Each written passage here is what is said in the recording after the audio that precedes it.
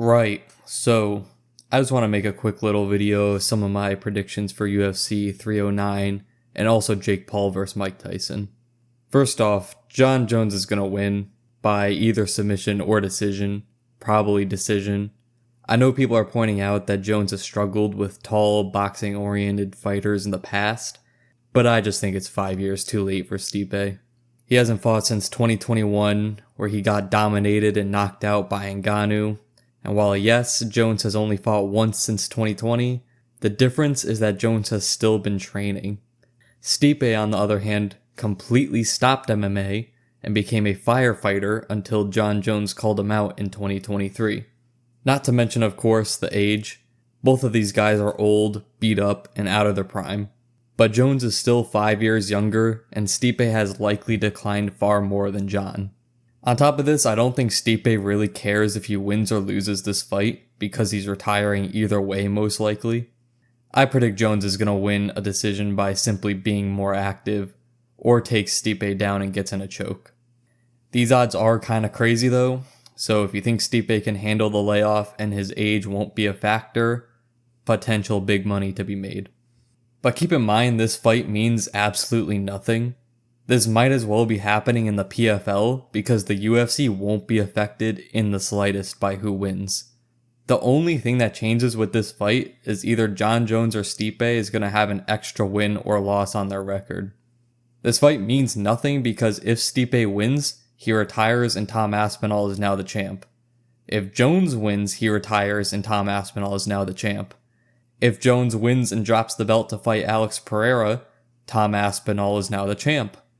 And finally, on the very, very slim possibility that Jones wins and decides to defend against Aspinall instead of retiring or dropping the belt, Aspinall still beats Jones and is now the champ. Jon Jones vs. Stipe Miocic is a dumb fight that matters to nobody except Jon Jones and Stipe Miocic. Anyways, Charles Oliveira vs. Michael Chandler. Charles Du Bronx Oliveira is going to choke the life out of Michael Chandler. Michael Chandler's going to shoot a takedown, thinking he's Arman Tsarukyan, and quickly realize he has no jiu-jitsu. Title run starts now. Anyone saying Oliveira's washed or isn't the same anymore just doesn't understand his game. This is all part of his plan. The lightweight division is playing checkers, but Charles Oliveira is playing chess. And once he's finished with Chandler, Tsarukyan and Makhachev are next. And then after Makhachev and Tsarukyan, Khabib's getting it.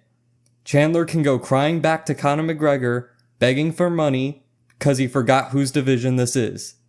Oliveira by submission in the first 2 rounds. Finally, Jake Paul vs. Mike Tyson. Mike Tyson's gonna die. Like he's actually gonna die. They better have paramedics with an ambulance on standby. I don't understand how this is sanctioned. I don't care how good a shape he's in. If Jake Paul decides to put power into his shots, Tyson's 58-year-old legs are giving out immediately. Realistically, Jake could finish this in the first round if he wanted to. I doubt anything Tyson throws is going to be able to hurt Jake either. This fight's just dumb. I'm sure Jake doesn't want to seriously hurt Tyson, so he's probably going to end up basically carrying him to the end of the fight. Expect either one of the most boring boxing matches ever, or a tragic ending with Mike being rushed to the hospital.